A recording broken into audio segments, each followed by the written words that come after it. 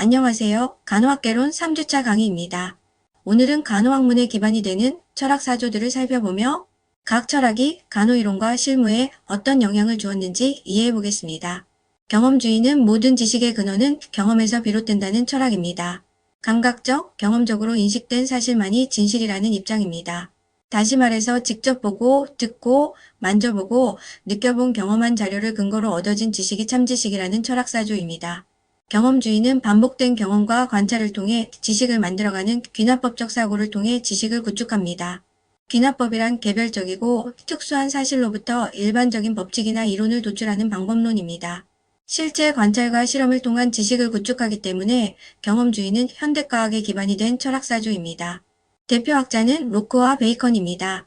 간호학에서 환자의 혈압, 맥박, 체온, 호흡수 같은 수치는 모두 감각을 통해 얻어지는 데이터이고 시진, 촉진, 타진 등의 건강사정에서 얻어지는 자료들을 모아서 간호진단을 내리고 중재를 하므로 경험주의는 간호와 매우 밀접한 철학입니다. 오늘날 간호의 양적 연구에서 관찰과 실험을 통해 결과를 도출하는 것도 경험주의와 관련됩니다. 이런 연구에서 유의한 결과가 나오면 이걸 개별적인 특수한 사실로 볼 수 있고 이와 유사한 결과가 계속 반복적으로 나오면 그 결과는 일반화하여 업무 지침으로 사용할 수 있게 되는데 이런 지식 구축 방법을 귀납적 추론이라고 하는 것입니다. 실증주의 철학에 대해 알아보겠습니다. 실증주의는 경험주의에서 발전한 철학으로 관찰과 실험으로 검증할 수 있는 것만 지식으로 인정하는 철학사조입니다. 때문에 형이상학적, 종교적, 윤리적 명제처럼 경험적으로 검증이 불가능한 주장은 무의미하다고 간주합니다. 예를 들어 해열제가 열을 내린다라는 명제는 관찰로 검증 가능하므로 의미가 있지만 영혼은 존재한다 같은 명제는 검증 불가능하므로 과학적으로 무의미하다고 보는 철학적 견해입니다. 대표학자는 콩트입니다. 실증주의는 근대 과학적 방법론을 제공합니다. 과학적 지식은 주관이 개입되지 않은 객관적 지식이고 체계적이고 반복적인 관찰과 실험을 통해 검증된 사실만이 진실이라는 입장입니다. 현대과학의 양적 연구 방법에 영향을 미쳤고 실험과 관찰을 통해 얻어진 객관적 사실로부터 일반적 지식을 도출하는 귀납적 방법론을 채택하고 있습니다. 단점은 관찰의 한계인데 실제 관찰한 것이 정확한 것이지에 대한 의문과 관찰자가 이미 갖고 있는 이론이 있다면 실제적으로 객관적이지 않을 수가 있고 세상의 지식에서 관념적인 것을 완전히 배제할 수 없다고 비판을 받았습니다. 여기서 관념적인 것은 신이나 고통, 행복 이런 것들은 감각적 경험을 통해 관찰할 수 없지만 그렇다고 존재하지 않는다고 할 수는 없기 때문입니다. 또한 관찰하는 것이 정말 정확하고 객관적인지에 대한 비판은 동영상을 하나 본 다음에 생각해 보겠습니다. 여러분은 이제 짧은 동영상을 하나 볼 거예요. 동영상에 나오는 여성들 중에 흰옷을 입은 여성들이 공을 몇 번 패스하는지 잘 보시고 맞춰주시면 됩니다.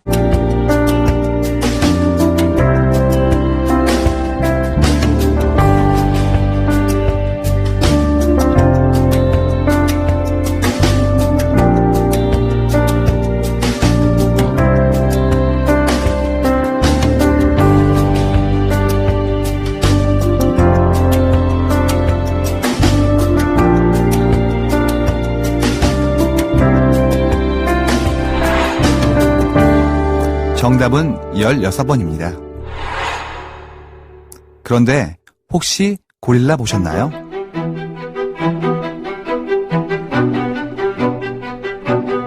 하버드 심리학과에서 만든 이 실험 영상을 본 사람 가운데 지금까지 절반이 고릴라를 보지 못했습니다.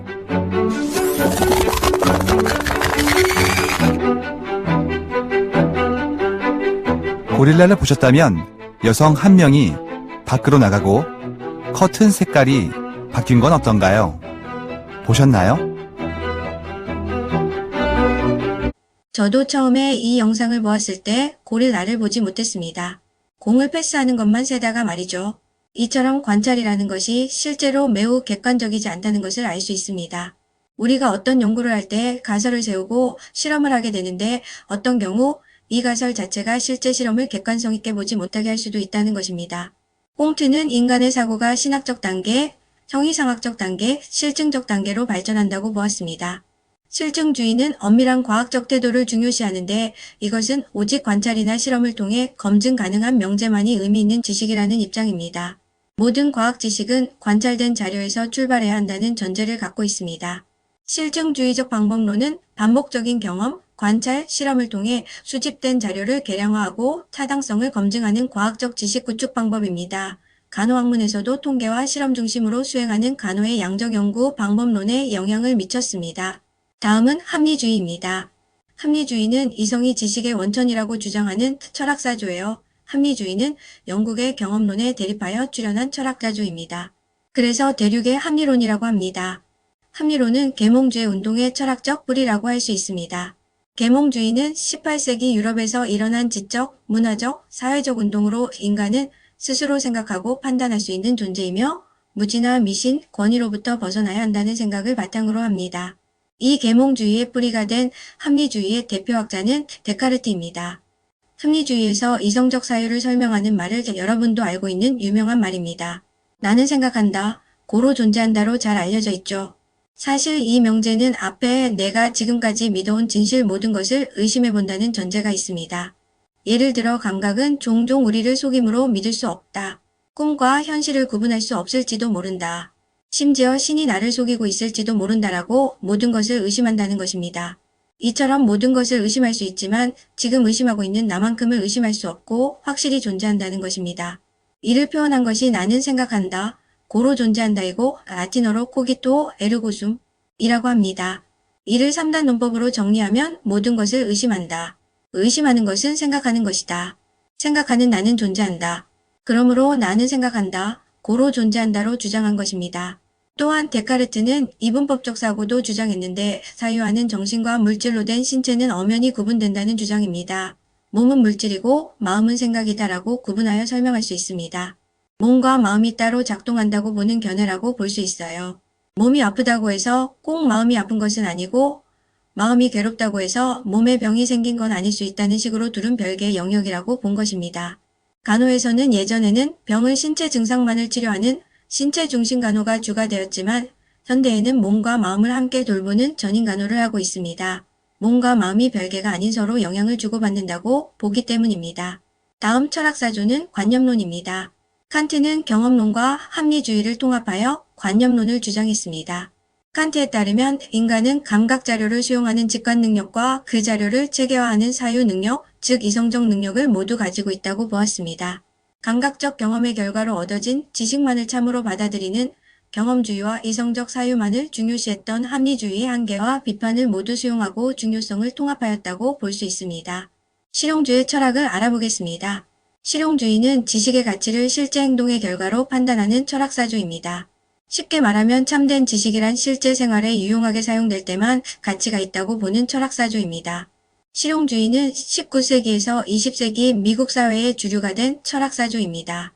법, 교육, 정치, 사회, 예술 등 미국 내 모든 분야에 영향을 미쳤습니다. 예를 들어 교육에 실용주의가 적용되면 실업 전문 교육을 중요하게 여기고 교육에 반영할 수 있는데 간호학도 실생활에 도움이 되는 학문으로 미국에서 전문 실업 교육으로 대학에서 연구를 통해 획기적으로 발전하는 계기가 되기도 하였습니다. 영국 경업주의를 기반으로 경험, 실천, 행동을 강조하고 행동의 결과가 진리의 기준이라고 보았습니다. 머릿속에만 있는 지식은 불필요하며 현실에서 유용하게 작용하는 것이 진짜 진리라고 보는 것입니다. 그러므로 실제 생활과 연결된 경험을 중요시합니다. 인간 생활에 발전이 되는 것만이 살아있는 지식이라고 보는 것입니다. 하지만 이론 자체를 거부하는 것이 아니라 이론이 현실적 행동으로 실현되어야 함을 중요하게 여기는 태도라고 할 수 있습니다. 대표학자는 듀이, 제임스, 퍼스 등이 있습니다. 다음은 현상학에 대해 알아보겠습니다. 현상학은 실증주의, 객관주의의 한계를 극복하려고 등장한 철학입니다. 현상학은 과학에서 객관적 사실로 증명하려는 것이 정말 본질을 설명하는 것일까라는 의문에서 출발합니다. 대표학자는 후설입니다. 그는 철학이 가장 객관적이고 엄격한 엄밀학이라고 하면서 사태 그 자체로 돌아가자는 철학적 태도를 주장했습니다. 이것은 선입견을 배제하고 순수한 체험과 의식으로 현상의 본질을 이해하자는 것입니다.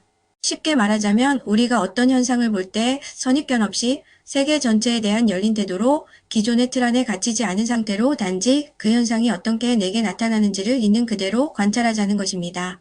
앞서 현상학은 사태 그 자체로 돌아가자는 철학이라고 했고 선입견 없이 있는 그대로 보자고 했지만 있는 그대로를 본다는 게 말처럼 쉽진 않습니다. 왜냐하면 우리는 이미 세상을 해석하는 습관과 선입견을 가지고 있기 때문이에요. 그래서 등장한 개념이 에포케 현상학적 판단 중지입니다. 에포케란 우리가 무의식 중에 갖고 있는 선입견, 고정관념, 기존 지식으로부터 잠시 거리두기를 하는 것입니다. 즉, 그 대상이나 현상을 있는 그대로 바라보기 위해 판단을 보려하고 멈추는 태도예요. 그래서 무엇이 무엇이다라는 자동적으로 선입견이 들 때 우선 무엇에 괄호를 치고 판단 중지를 한 후 그 자체를 있는 그대로 바라봐야 한다는 것입니다. 예를 들어 우리는 변기를 보면 이건 배변 활동을 위한 도구야 라고 자동으로 인식합니다. 그리고 한 번도 사용된 적이 없는 변기라도 왠지 오물이 묻은 듯 더럽다는 생각이 자동으로 떠오르게 됩니다. 하지만 이건 내가 배운 사회적 관념, 익숙함에 의한 반응일 뿐입니다. 만약 판단을 중지한다면 이 물체를 꼭 배변 도구로 볼 이유가 없죠. 물이 고인 그릇, 손 씻는 곳, 심지어 샘물처럼 볼 수도 있습니다. 이처럼 우리가 너무 익숙하게 여기는 해석을 잠시 멈추고 그 자체의 본질을 직관적으로 바라보는 것이 현상학적 판단 중지입니다. 그래야 그것의 본질을 알아차릴 수 있다는 것입니다. 예전에 텔레비전에서 정원을 가꾸는 중년 여성이 사용하지 않는 변기를 화분으로 사용하는 것을 보았는데 그것이 시골 정원에 아주 잘 어울리는 것에 흥미로웠던 기억이 있습니다. 아무래도 그 중년의 정원사는 현상학적 판단 중지를 통해 버려진 변기의 본질을 찾아낸 것이 아닐까 하는 생각이 드네요. 현상학적 판단 중지는 낯익은 것을 낯설게 보려는 철학적 훈련이라고 할 수 있습니다. 현상학은 간호학에서 간호사가 환자 한 사람 고유한 삶과 체험을 이해하는 데 매우 중요한 도구가 됩니다. 간호학에서는 왓슨이나 파시 이론에 기반이 되어 간호의 질적 연구 방법론에 영향을 주었습니다. 질적 연구 방법이란 데이터의 수치와 통계를 활용하는 양적 연구와는 다르게 언어적 표현을 통해 현상을 이해하려는 연구 방법입니다. 예를 들어 만성질환자의 삶을 연구하고자 할 때 환자들의 이야기를 비판 없이 모두 들어주어 이야기 속의 중요한 개념이 무엇인지 분석하여 지식체를 구축하는 연구 방법론입니다. 다음은 실존주의에 대해 알아보겠습니다. 실존주의는 인간을 개별적이고 주체적인 존재로 보는 철학입니다. 인간이란 무엇인가? 나는 왜 존재하는가? 인간의 삶과 죽음, 존재의 의미에 대한 근본적인 질문에서 출발합니다. 실존주의는 제1차 세계대전 이후 인간이 전쟁 속에서 삶의 무의미함, 고통, 상실, 죽음을 겪으면서 철학적으로 깊이 있는 성찰을 하게 된 데서 비롯됐습니다. 대표학자는 하이데거, 키에르케고르, 사르트르 등입니다. 실존은 그저 살아있다는 것이 아니라 나는 지금 이 순간 고통 속에서 외로움 속에서 이렇게 살아가고 있다는 개별적이고 구체적인 삶의 방식을 의미합니다. 즉 인간은 모두 고유한 존재이고 그 삶의 의미도 보편적인 기준이 아니라 개별적 체험 속에서 찾아야 한다는 철학이에요. 특히 키에르케고르는 인류는 개별적인 나와 너로 이루어져 있다 라고 말하며 개별 인간의 고유한 실존을 강조했습니다. 본질과 실존을 구분해 본다면 본질은 그 사물이 어떤 것인지를 일반적으로 설명하는 속성이라면 실존은 그 사물이 개별적으로 고유하게 살아내는 방식을 의미합니다. 예를 들어 간호사라는 직업의 본질은 돌봄일 수 있지만 각 간호사가 환자를 돌보는 실존적 방식은 다 다르다는 거예요. 사르트르가 말하는 무란 아무것도 정해져 있지 않다는 뜻입니다. 인간은 태어날 때부터 고정된 본질이나 운명, 정해진 답이 없다고 보는 것입니다. 즉 인간은 태어날 때부터 간호사가 될 운명이다. 여자는 이런 역할을 해야 한다 같은 정해진 틀이 없다는 거예요. 그 자체로 무라는 것입니다. 아무것도 정해져 있지 않기 때문에 처음에는 불안하거나 막막할 수 있어요. 나는 뭘 해야 하지? 어떻게 살아야 하지? 이게 실존주의에서 말하는 실존적 불안이에요. 하지만 사르트르는 말합니다. 그 불안은 절망이 아니라 가능성이다. 왜냐하면 그 누구도 정해주지 않았기 때문에 내가 나의 삶을 선택하고 만들어갈 수 있는 자유가 있기 때문입니다. 인간은 스스로 결정할 완전한 자유를 갖고 있어요. 하지만 이 자유에는 반드시 책임이 따릅니다. 사르트르는 말합니다. 자신의 선택에 대해 타인의 탓을 하지 마라. 당신은 항상 선택할 수 있고 그 선택에 책임져야 한다. 예를 들어 간호학과에 온 것도 공부하는 것도 쉬는 것도 결국 내가 선택한 것이고 그 선택의 결과는 내가 책임져야 한다는 거예요. 실존주의는 간호학 이론 중에서도 특히 환자의 삶, 질병, 고통을 단순한 증상이 아닌 경험으로 이해하는 데 큰 영향을 주었습니다. 그래서 대상자의 삶과 질병, 고통을 정해진 답으로 내가 판단하는 것이 아니라 대상자의 고유한 삶을 이해하고 존중하는 태도가 필요합니다. 질병과 고통 속에서 자기 존재를 이해하는 환자 경험과 관련 깊은 철학입니다. 로즈마리 파시는 실존주의에 기반해 인간 대여감 이론을 개발하였죠. 간호사는 환자의 실존적 고통을 단순한 증상이 아닌 삶의 일부로 이해해야 하는 아주 중요한 간호현상이라고 하였습니다. 포스트모더니즘 철학에 대해 알아보겠습니다. 포스트모더니즘은 하나의 중심이 아닌 다양한 관점과 존재를 인정하는 철학입니다. 먼저 단어 자체를 보면 모더는 근대 또는 현대를 의미하고 18세기 계몽주의 시대의 이성중심 시대를 의미합니다. 포스트는 이후라는 뜻이죠. 그러므로 포스트모더니즘은 근대 이후를 의미하고 포스트모더니즘은 근대의 계몽주의 이성중심 사회 이후라는 의미입니다. 20세기 들어 계몽주의의 지나친 객관성에 대한 비판과 회의가 제기되면서 다시 말해 기존의 근대적 사고방식에 대한 반성에서 출발한 철학적 흐름입니다. 대표학자는 푸코, 데리다, 리오타르 등입니다. 포스트모더니즘의 핵심 사상은 탈중심화, 다원주의, 상대주의, 다원주의입니다. 탈중심화란 어떤 하나의 절대적 중심, 예를 들어 근대의 중심 사상인 이성중심, 과학과 남성중심, 백인중심 등을 부정하는 것입니다. 다원주의는 다양한 관점과 진리를 인정하려는 것이고 상대주의는 보편적 기준 대신 상황과 맥락에 따라 다르게 접근해야 한다는 입장입니다. 탈권위주의는 권위, 제도, 규범 등 기존 질서의 의문을 제기하면서 나타났습니다. 그래서 포스트모던 시대에는 그 어떤 것도 중심에서 군림하지 않고 다양하고 이질적인 사유의 방식들이 서로의 차이를 인정하며 공존하는 것이라고 하여 중심적 가치를 해체하였습니다. 또한 다양한 진리와 실제를 인정하며 소주자와 주변적 지식에도 가치를 두는 휴머니즘으로 나타납니다.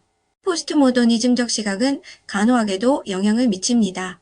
기존의 간호는 의학 중심, 남성 중심, 과학 중심의 구조 안에 놓여 있었어요. 하지만 포스트모던 간호학은 이런 전통적 구조를 넘어 환자 개개인의 다양성과 삶의 의미를 이해하는 것이 중요하다고 말합니다. 간호학에서는 이것이 문화적 간호, 소수자 간호, 환자 맞춤형 돌봄 등의 형태로 이어집니다. 오늘날 간호사는 절대적 기준보다 개별 환자의 맥락과 관점을 존중하는 돌봄이 요구됩니다. 이번에는 페미니즘에 대해 살펴보겠습니다. 페미니즘은 여성이 오랫동안 억압받고 차별당해왔다는 인식에서 출발합니다. 여성이 교육, 노동, 정치, 법 등 거의 모든 영역에서 남성과 동등한 기회를 갖지 못했던 역사에 대한 비판이죠. 이러한 현실을 바꾸고자 한 여성에 의한, 여성을 위한, 여성의 권리를 향상시키기 위한 모든 활동과 철학을 우리는 페미니즘이라 부릅니다. 페미니즘의 흐름을 살펴보면 초기의 제일 물결은 자유주의 여성운동으로 나타납니다. 19세기에서 20세기 초에 나타났고 여성 억압을 사회 제도와 법의 문제로 보았고 남성과 동등한 사람으로 대우받기를 원했습니다. 대표학자는 울스턴크래프트입니다. 그러는 여성이 가정에 머무는 삶을 합법적 매춘, 편안한 노예 상태라고 비판하였습니다. 페미니즘 제2물결은 급진적 사회주의 여성운동입니다.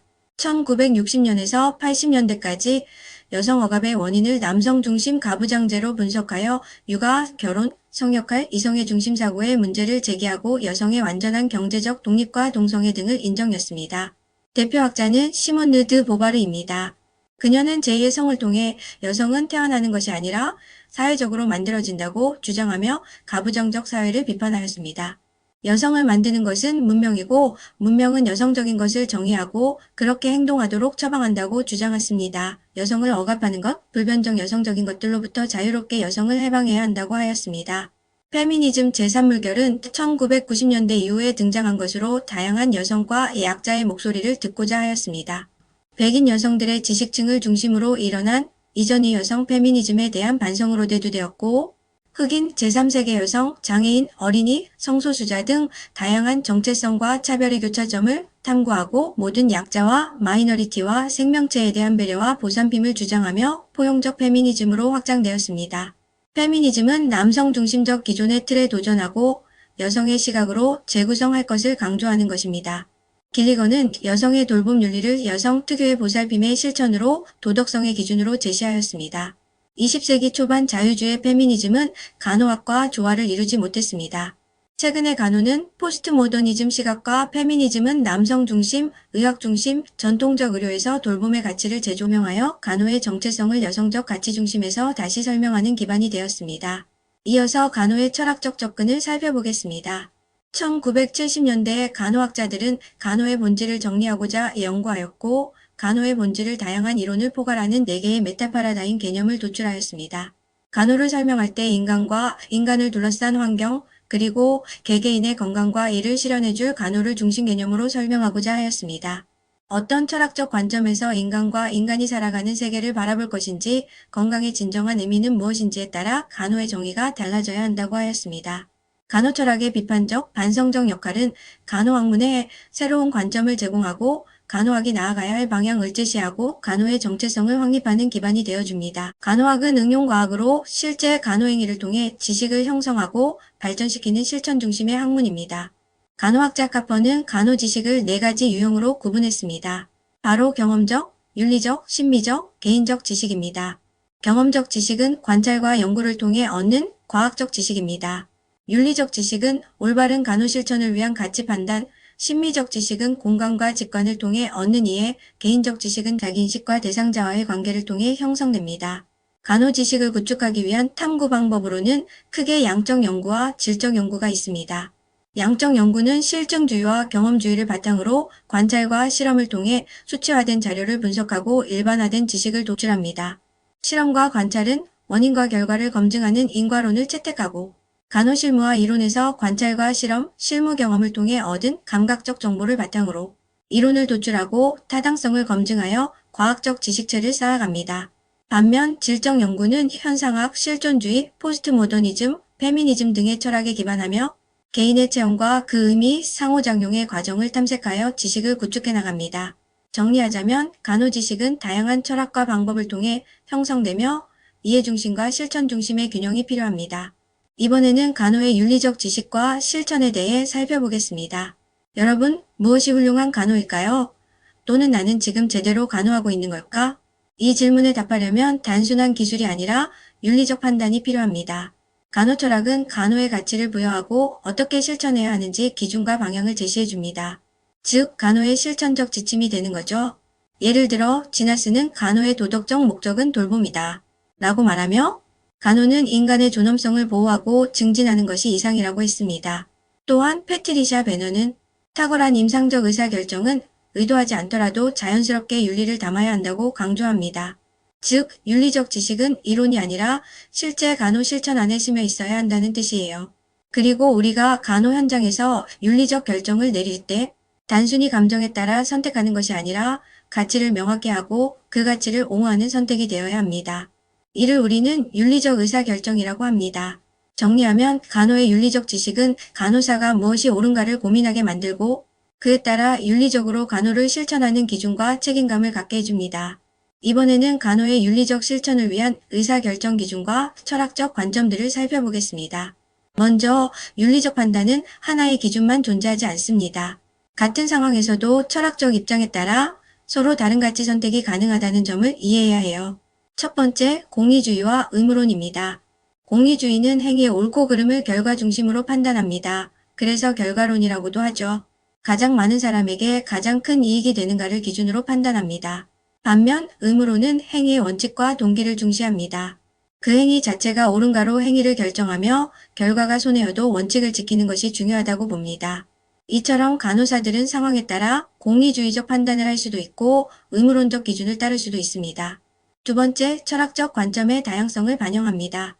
간호 현장에는 실증주의, 실존주의, 포스트모더니즘 같은 여러 철학적 입장이 반영될 수 있습니다. 실증주의는 객관적 사실과 규칙 기반에 판단하게 합니다. 실존주의는 개인의 선택과 책임을 중시하죠. 포스트모더니즘은 다양한 진리와 소수자의 입장을 인정합니다. 이처럼 철학에 따라 윤리적 판단과 간호 실천의 방식도 달라질 수 있다는 것을 기억해 주세요. 세 번째, 인본주의적 관점입니다. 간호는 결국 인간을 위한 실천입니다. 그래서 우리는 항상 인간의 생명과 자유를 모든 가치보다 앞세워야 합니다. 이것이 인본주의적 관점이며 간호는 이를 바탕으로 건강을 증진하고 고통을 경감시키는 돌봄을 실천합니다. 마지막으로 우리가 임상에서 실제 윤리적 딜레마에 직면했을 때는 생명윤리 원칙을 기준으로 판단할 수 있습니다.